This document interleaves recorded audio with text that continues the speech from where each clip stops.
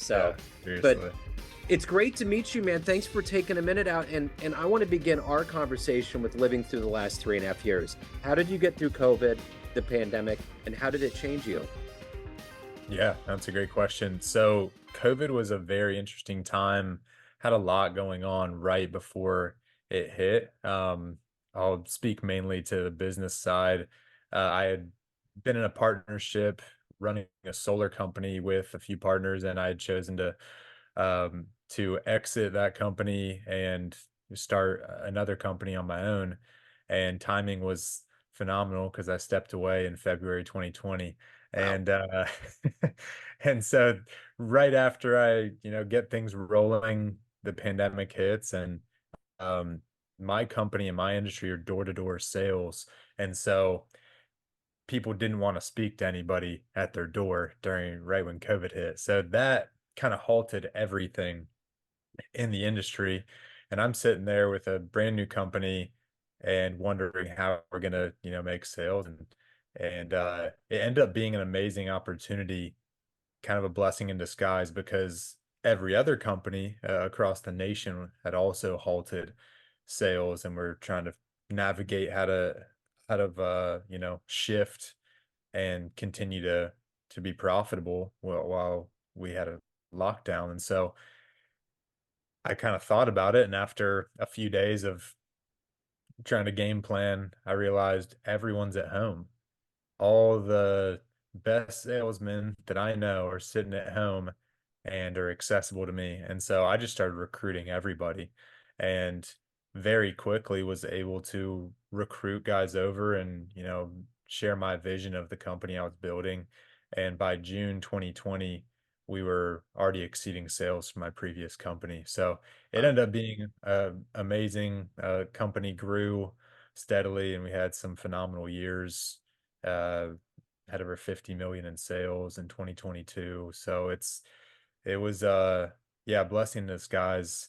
There was definitely some challenges on the personal side. We had young kids, and just navigating all of that Yeah. was difficult, but I think there was a lot of blessings that came from it. But isn't that kind of the cornerstone of being an entrepreneur? Once you find you're in that adverse situation, that's kind of when you shine.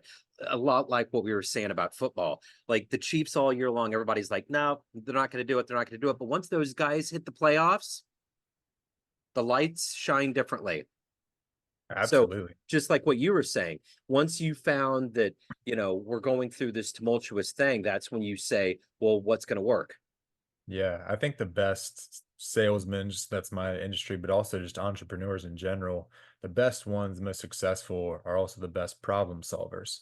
And to your point in football, you try to figure out these problems all year long, and in the playoffs, the ones who really rise to the top, they solve the problems and they figure it out. Yeah. Well, did you see that Michael Jordan film with Ben Affleck and Matt Yeah. Damon? Okay. So I always think about that every time I see the Nike logo. I always think because I heard Michael Jordan in The Last Dance mention everybody was with Converse. Okay. Hmm. No one did Nike. No one. But when I was watching that film, I was like, it was a running shoe. I was a kid of the 80s. I remember when it was this flimsy little shoe and everybody was kind of like, oh, you got Nikes. But when Michael came over, it's that idea. It's like Phil Knight was like, took this big gamble. And are you Oh yeah. kidding me? If you look at business, there's no better like return on a gamble than probably that was. Oh yeah. If you've read the book Shoe Dog, pretty unbelievable book, kind of the story of Nike, but I mean, they're a running company. Steve Yeah. Prefontaine that was their guy, and that's who they were building the company around. And yeah, shifting into basketball with Jordan that was a huge gamble, and obviously paid off for him. Yeah. Well, I always remember in that last dance when Michael Jordan was talking about it, his mom said, "Whatever you do, okay, you can think no the whole time. You're getting on that airplane. You're gonna go down there, And it's like Yeah. those little moments, that lead Yeah. to it. Yeah, So being from North Carolina, yeah, that's just the respect thing in the South is your parents teach you, hey, you got to be respectful. We're going at least going to talk to them whether you don't, have any yeah, intention of anything. So yeah, got to appreciate that. absolutely. So at the end of the day, if you were to be in front of a bunch of third graders and it's career day, and one of the kids was curious about what you did for a living, and they asked you, "What do you do for a living?" How do you answer that child? I help people who want to buy real estate or apartments. I help them, they give me their money and I make it grow while they do the things they love or want to do. Okay. All right. So what did you want to be when you were in the third grade? What was your dream? I wanted to be a professional basketball player. So Okay. yeah, was Oh, dying to, follow in Michael Jordan's shoes. Unfortunately, I'm a 6'1" unathletic white guy, so that yeah. wasn't likely, but yeah, that was the dream. Yeah, I know the feeling. I'm 5'8" and couldn't do it either. So, um, but I take my son, he's 19, he's really into basketball now, and we'll Mhm. go watch high school games. And there's some kids that you wouldn't think can dunk, and they're like, they're just flying in the air. I don't know if they're doing like thigh workouts. I don't know what's going on, but man, they can get up there.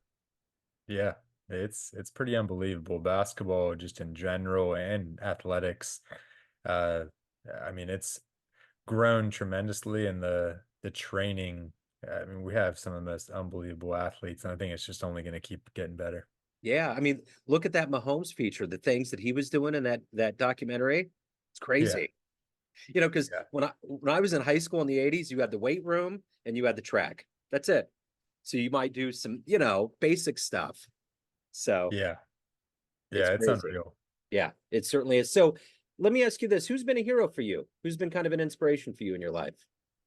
So I've obsessed with sports all growing up. I played basketball for a while and even into college. So I always, followed athletes. And my dad grew up in Michigan and went to U of M. So we're happy about the championship recently. But Yeah. Tom Brady playing there was somebody I always followed, and he was a big inspiration for me and kind of role model on the athletic side and just kind of the grit and determination that you see. I mean, if you've seen his combine video, he's about the most unathletic specimen you've seen, and it didn't come from anything special. I mean, had seemed like great parents, great family, but I mean, he worked for everything that he got and just, worked his butt off. So I think seeing his career and the progression for him and just how he was able to kind of, go from nothing to maybe the most famous athlete in the world right now. Um, yeah, just he was super inspirational for me. So I went to the NFL draft in Kansas City back in April, and I was there on the last day because it was a madhouse every other day. I mean, it was pretty packed then, but we got to see the last pick.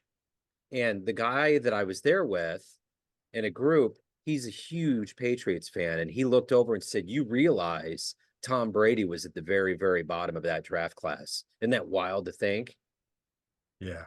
Yeah, again, just the odds kind of stacked in his favor and, a lot of people would just accept their role as a backup, but he just continued to work and Yep. grind. Once he had the opportunity, took advantage of it. I mean, similar to Brock Purdy in the NFL now, pretty unreal Yeah. story. So let me ask you this. If you could go back in time and see one game in the history of sports, where are you going? Where would you want to be? Oof. That's it's a tough one. There's so many. I think one that stood out, I mean, even more recently would be the Patriots Falcons game where they came back from Oh 20 man. down. I think that would have been incredible to be there. Just the shift of energy in the stadium. I mean, I can't imagine. They will never, ever, ever be okay in Atlanta. Dude, there's no chance. They're always gonna hate him. I bet you if he has to go to Atlanta, he's got to wear a disguise. Yeah, I mean, I was watching that game with my wife. My wife's not a huge sports fan, but I mean, she was watching it and she fell asleep because it was thought it was over, and Yeah. I was minutes away from just turning it off and going to sleep myself, and then slowly it just started to shift, and yeah, unreal. That's the way. So in Kansas City for all these years, it was either a missed field goal like Buffalo, or we had the quarterback that couldn't do it. I finally am comfortable. Like when we get to that 2 minute period, it's like I feel the way the New England people did. I'm like, it's fine. We got Mahomes is in. We're good. Yeah. Yeah, you have that confidence for sure, and you should. Yeah, it's good. So let me ask you this. What is the motivation for you every day to do the work that you do, to help people, to evolve? What is that inspiration for you? Yeah, so we buy apartment buildings and we bring on investors who want to make passive income and have tax benefits. And it is motivating for me because I was in sales for 13 years. And at one point, I was a super high level salesman that had a lot of success, but I just woke up and I was just exhausted. I was sick of always having to work for money. And in sales, a lot of salesmen can relate. You might have your best sales day ever, but then the next day you wake up back at zero. It's just this constant grind, and it was just I was so tired and wasn't happy no matter how much money I had made. And so I found real estate and started investing passively into real estate deals, and had other streams of income, and just brought so much freedom and relieved so much stress in my life that I love having that opportunity of now being able to share that with others and help them relieve their stress and realize that they can have money working for them instead of always working for it. When I got out of school, or maybe right when I got out of college, I remember I tried to do door-to-door sales. I don't know why. My dad was a car salesman. Maybe there was something about me that said it's in the gene pool. And I remember this dude that I worked with was really, really good at it, but he easily had 20 years added onto him from the stress. But he was an interesting guy. I learned more from him, and he just absolutely told me that CIA was the one that took JFK out. He would talk about that all the time, ad nauseum. I was like, dude, I got it. All right. Every theory, but those door to door older guys from that old kind of Arthur Miller Death of a Salesman era, there was a charm, there was a wizardry about what they could do, because he literally could just sell anything. It was amazing. I think it was like vacuum cleaners. So Oh yeah. Oh yeah. Those Kirby salesmen, they're a different breed. man alive. Yeah, I mean you meet you meet so many different people from different walks of life who are in sales that work with you, but also just the people that you meet day to day, your prospective customers. You're knocking on strangers' doors and you don't know who's behind that. And you meet some of the most interesting people, some of the nicest people. I mean, it's a great industry. I loved it. Yeah. But it's yeah, something, a surprise could be behind every door. You just never know. I mean, it takes a lot of courage. I always see that because I'll see these young guys going up and down the street for pest control. And I'm like, man, especially in this day and era, because you don't know what could be going on behind closed doors, you Yeah. know? I started out in the door-to-door home security industry to pay my way through college. And so, yeah, we were in, lower income areas trying to sell home security. And it was eye-opening to me, the different places we went in the Yeah. country. But everyone that I know that was successful at it always would say like, "Oh, I'm going to be in this maybe 5 more years and then I'm out," just because it's exhausting. Yeah. No one wants to knock doors the rest of their life, and so there's guys that stick it out for years and years and years selling vacuums or Cutco or whatever it may be. Yeah. Yeah, more power to them. But that I knew I couldn't be in it long Yeah. term. Although I love the people and love the industry. For sure. So, of all of the things and the adventures you've been through as a professional, what are you the proudest of? Um, I'd say one would probably be the starting that business, Yeah. going off on my own right at the beginning of COVID, and just kind of pushing through that adversity and growing the company into a multi-million-dollar business. Pretty proud of that and the relationships I built through that. I felt like it knocked down a lot of barriers and limiting beliefs that I had even at that point. Um, so yeah. So of all of the pivoting that you've had to do, let's say you had a dream tonight, you ran into the 18-year-old version of you, and you could give that young version of you a piece of advice based on the wisdom and the life that you've led so far. What advice would you give your young self? I'd tell them one, just to slow down, stop always looking forward, just enjoy the now, enjoy the present moment. And one thing that I was not good at all, well, I wasn't great at slowing down. I was always looking to the future and always trying to game plan. But one thing that I really would tell them to do is value the relationships in your life and put those at the top of the list of importance for you, because the relationships are the only things that really are true value, that you're gonna take with you throughout your life, and you never know, like, what those relationships will do to bless you in your life.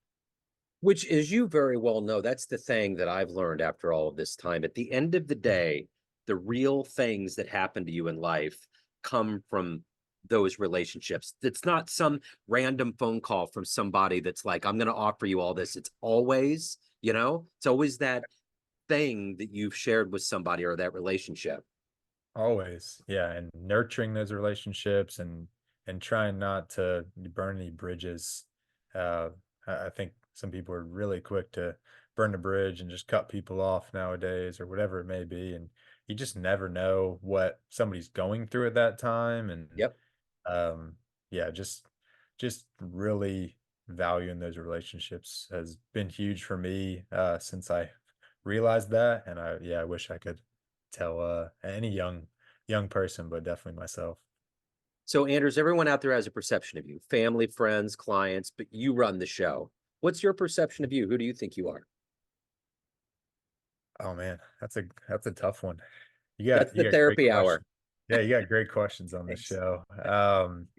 I'd say I believe I'm a confident, healthy, limit pusher, and always striving to be better and better every single day. Um, I'm focused on building real and honest relationships and really trying to see the light and the value that every person on the planet has. So I'm not perfect at it, but I really am trying to, see everybody through just like kind of uh, a higher lens, and realize that every person on the planet has value to bring and has something like a superpower that they have, and just trying to see that in everybody. So if anyone out there wants to reach out, learn more about you, get involved with your business, what's the best way to do that? Yeah, best way would just be to go to my website, which is www.brightoncapital.io. Click join the club. Uh, it'll take you to a page. Just fill out your info, and you'll be updated on any opportunities that we have. And you'll get emailed where you can schedule a call directly with me and chat. Love to talk to any of your listeners. Right on. Anders, this has been great, man. Thank you for your story. Thanks for your time. I loved it. Thanks, Joe. Appreciate it. Thank you. Have a good day.